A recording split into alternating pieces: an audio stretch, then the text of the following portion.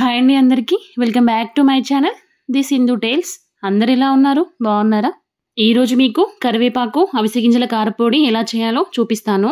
ఈ కారపొడి హెల్త్కి హెల్త్, టేస్ట్కి టేస్ట్ మాత్రం మస్తు ఉంటుంది. దీని బెనిఫిట్స్ ఏంటంటే హెయిర్ గ్రోత్కి, వెయిట్ లాస్కి చాలా యూజ్ అవుద్ది. ఇంకా డయాబెటిక్స్ వాళ్ళకి, క్యాన్సర్కి, బీపీని కంట్రోల్ చేస్తుంది. ఇంకా హార్ట్ ప్రాబ్లమ్స్ ఉన్న వాళ్ళకి కూడా చాలా ఉపయోగపడుతుంది. దీనిని వేడి వేడి అన్నంలో, ఉప్మా, దోశ, ఇడ్లీలోకి వేసుకొని తింటే అసలు వేరే లెవెల్. ఇంకా లేట్ ఎందుకు, ప్రాసెస్ చూసేద్దామా? ముందుగా కరివేపాకును మొత్తం నీట్గా వాటర్లో శుభ్రం చేసుకోవాలి.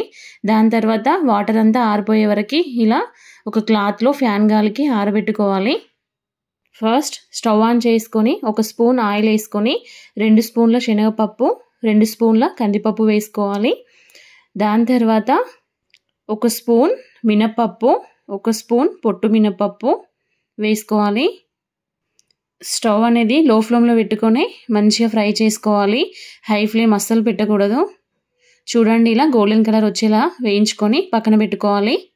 ఈ కారపొడిని ఇంకా ఏవైనా ఫ్రై చేసేటప్పుడు లాస్ట్లో 1 స్పూన్ కూడా యాడ్ చేసుకోవచ్చు. కర్రీ టేస్టే చేంజ్ అయ్యిద్ది. దాని తర్వాత మళ్ళీ 1 స్పూన్ ఆయిల్ వేసుకొని 3 స్పూన్స్ అవిసె గింజలు వేసుకోవాలి.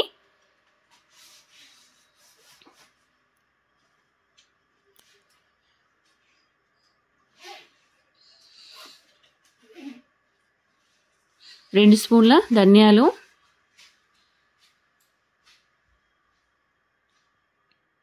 1/2 స్పూన్ మెంతులు, 1 స్పూన్ జీలకర్ర వేసుకొని మంచిగా ఫ్రై చేసుకోవాలి లో ఫ్లేమ్లో.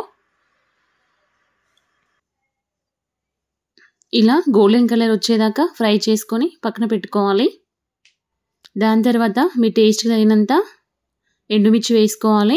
సుమారు 10 నుండి 15 వరకు వేసుకోవాలి, సరిపోద్ది. ఇవి కూడా లో ఫ్లేమ్లో పెట్టుకొని ఫ్రై చేసుకున్నాక 1 బౌల్ ఎల్లిపాయలు, 1 నిమ్మకాయ సైజ్ అంతా చింతపండు వేసుకొని ఫ్రై చేసుకోవాలి.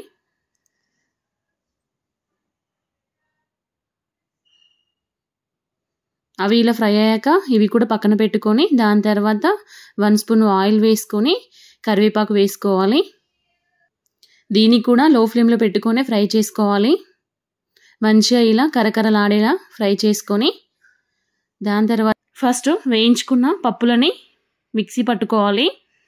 మరీ మెత్తగా కూడా పట్టుకోకూడదు. ఇలా చూపించే విధంగా పట్టుకొని తర్వాత ఎండుమిర్చి, ఎల్లిపాయలు, చింతపండు వేసుకొని తగినంత సాల్ట్ వేసుకొని మిక్సీ పట్టుకోవాలి. దాని తర్వాత కరివేపాకు కూడా వేసుకొని మంచిగా మిక్సీ పట్టుకోవాలి.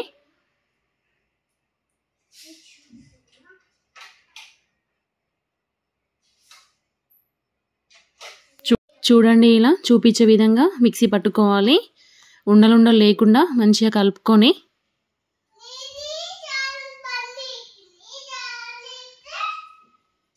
ఇక్కడ నేను టేస్ట్ చూస్తున్నాను, సాల్ట్ సరిపోయిందా లేదా అని.